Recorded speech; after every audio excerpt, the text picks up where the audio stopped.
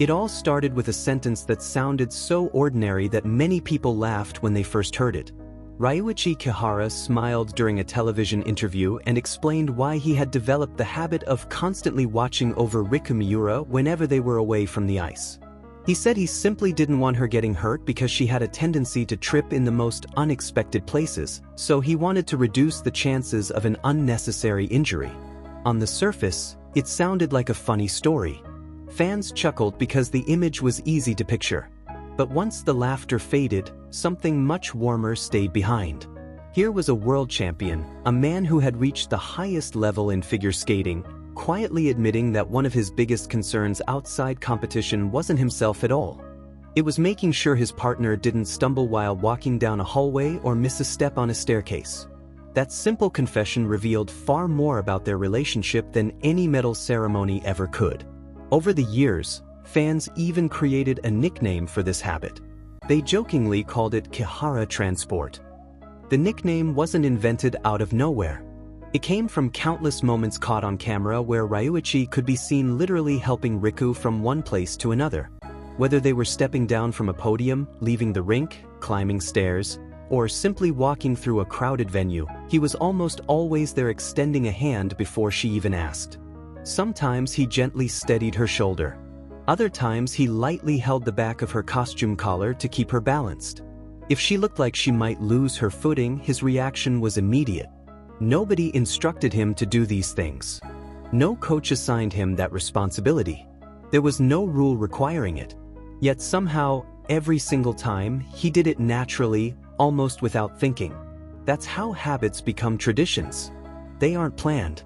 They quietly become part of everyday life until neither person notices them anymore. What makes the story even more meaningful is that Ryuichi eventually explained how this routine evolved. He admitted that Riku often stumbled even away from the rink, so he naturally started paying closer attention to keep her safe. Then he laughed and added something even sweeter. After a while, Riku seemed to enjoy being looked after, and eventually she started waiting for him instead of rushing ahead on her own. Riku herself joked that she no longer needed to move forward by herself because she knew he would be there. Those few comments tell the story of 7 years together more clearly than any highlight reel ever could. Nobody sat down and agreed that one person would become the caretaker while the other accepted help. It simply happened. One small act repeated over and over slowly became part of who they were as a team. That is how real trust is built. Not through dramatic promises, but through ordinary moments repeated so many times they become second nature. Looking back now, those tiny routines almost feel invisible because they were never performed for attention. They simply became their normal. That same pattern appears again when Ryuichi talks about preparing for competitions.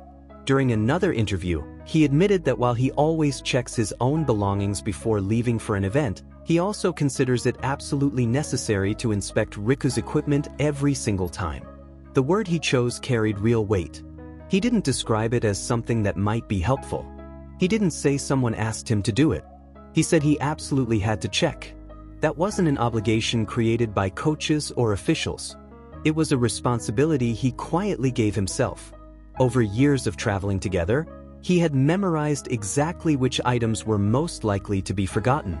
His checklist wasn't random. It was personalized entirely around Riku.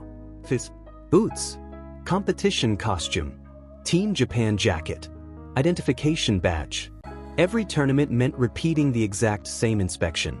Those 5 items weren't selected because they sounded important. They were selected because experience had taught him which details could disappear when Riku became completely absorbed in preparing for competition. 7 years of observation had produced a checklist more accurate than any printed packing guide. Then came the moment that proved why those careful routines mattered so much. One day, just before leaving, Ryuichi casually asked if she had packed her costume. Instead of confidently answering yes, Riku suddenly realized she hadn't. She immediately turned around and ran to retrieve it before they left. Imagine if that simple question had never been asked. She might have reached the competition venue only to discover her costume missing. Hours of preparation could have turned into unnecessary panic. A single sentence prevented an avoidable crisis. It wasn't luck. It was the direct result of someone deciding long ago that checking was simply part of caring.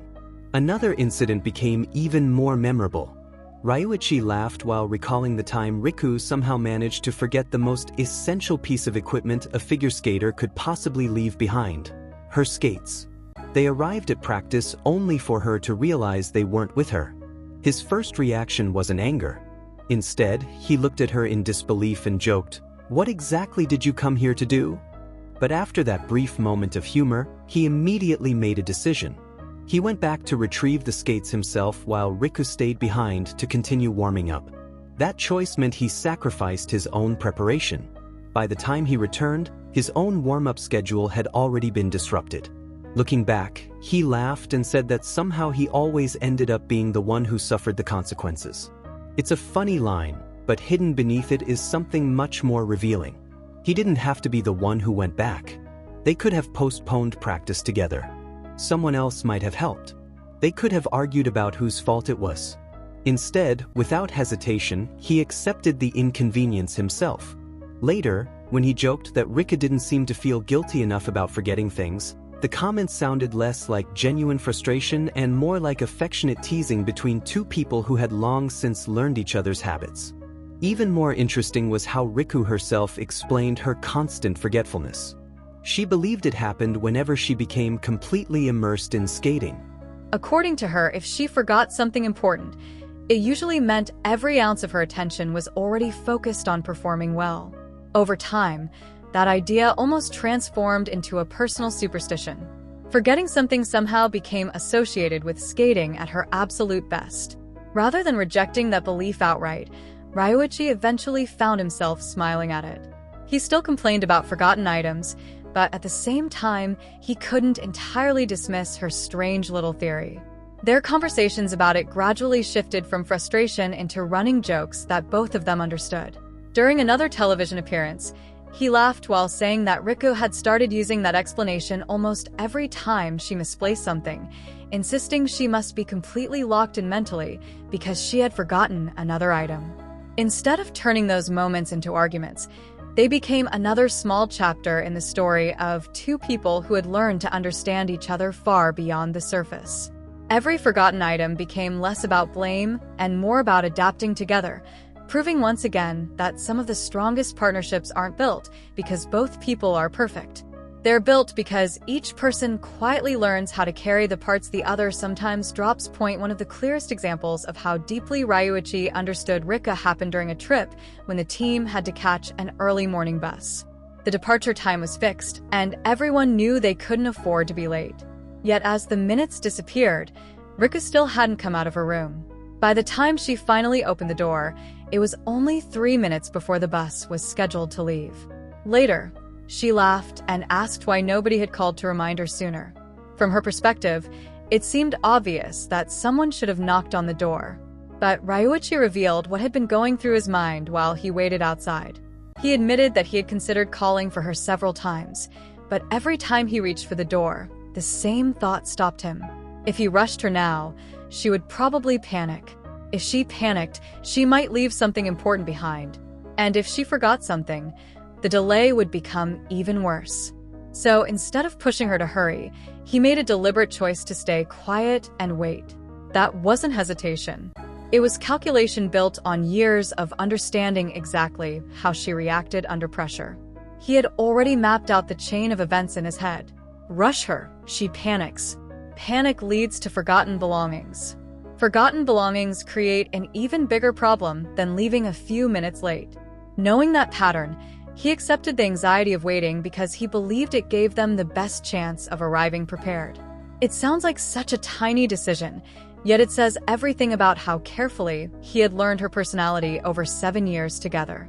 Most people react only to what they see in the moment. Ryuichi reacted to what he knew would happen next. He wasn't simply being patient. He was preventing a problem before it had the chance to appear. That level of understanding only develops when you've spent years paying attention to another person's habits instead of judging them. Riku eventually laughed about the situation and jokingly declared that everyone should actually thank her for being late. On the surface, it was a playful comment that sounded completely backwards. How could someone who delayed the group expect gratitude? But beneath the joke was another layer of trust. She could only tease him like that because she already knew how he would respond. She knew he wasn't going to explode with anger or hold a grudge. She understood that he would sigh, smile, and move on, just as he always had. That confidence wasn't arrogance. It came from years of experiencing the same kindness over and over again. She knew exactly what kind of person was standing beside her. Another memorable story involved one of their coaches. During another rushed departure, the coach ended up grabbing luggage and literally running to make sure they didn't miss transportation.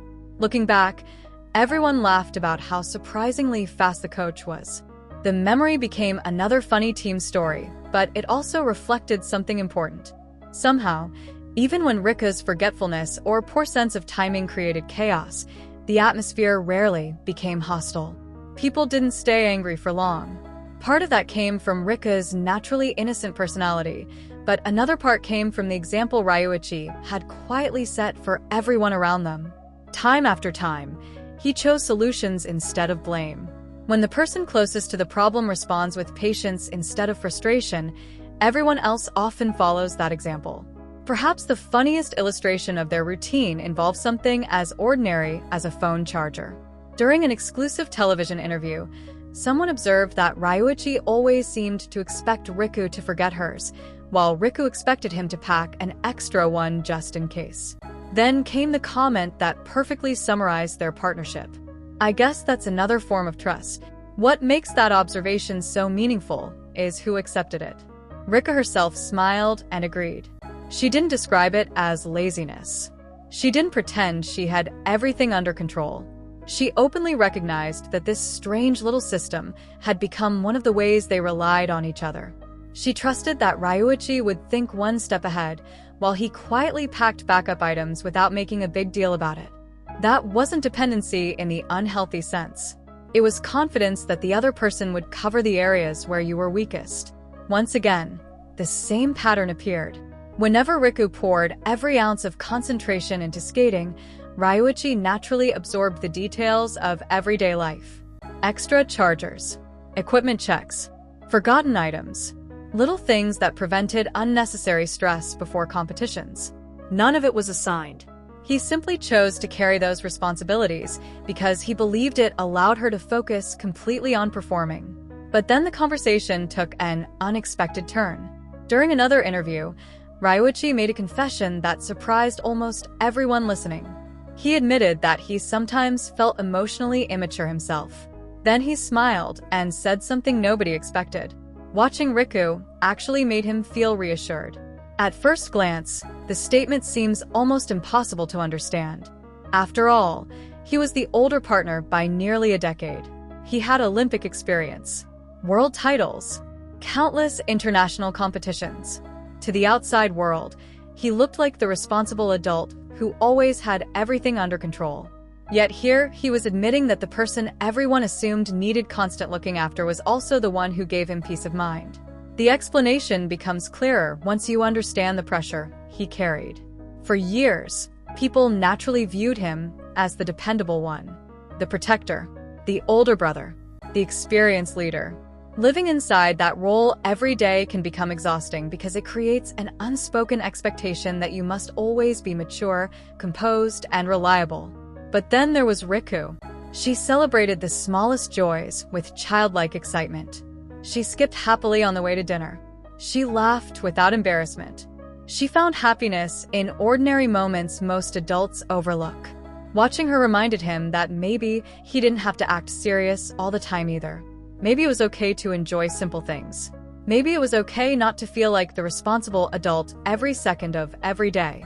In a strange way, the person he cared for was also taking care of him without even realizing it. During one playful exchange, Riku jokingly suggested that maybe the two of them actually shared the same mental age.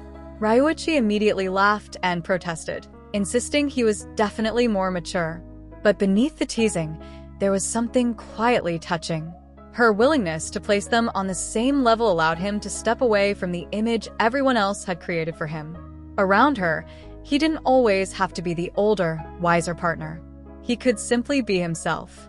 That's why his responsibilities never sounded like heavy burdens. Every story he told ended with laughter.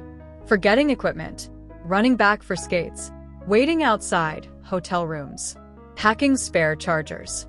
Even when those situations disrupted his own schedule, he remembered them with affection instead of resentment. That emotional lightness didn't come from ignoring the inconvenience. It came from genuinely accepting Riku exactly as she was. Rather than spending years trying to change her personality, he quietly adjusted his own routines to support it. And perhaps that was the greatest lesson hidden inside all of these stories. Real care isn't measured by how often you correct someone's flaws. Sometimes it's measured by how willingly you learn to live alongside them, building quiet systems that allow both people to become the best versions of themselves without demanding that either one become someone else. That quiet understanding didn't stop once they stepped onto the ice. In fact, competition itself revealed just how naturally those same habits carried over into their performances. When Ryuichi was asked what goes through his mind during a program, his answer wasn't about medals, scores, or pressure. Instead, he described the very first moments before one of their biggest elements.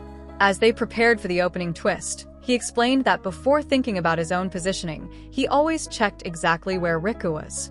His eyes instinctively searched for her location before calculating his own. Technically, that's part of executing the element correctly, but emotionally it reveals something much deeper. Even in the middle of a world-class performance, part of his attention was always focused on making sure she was exactly where she needed to be. Years of looking out for her off the ice had become so deeply rooted that the instinct followed him into competition.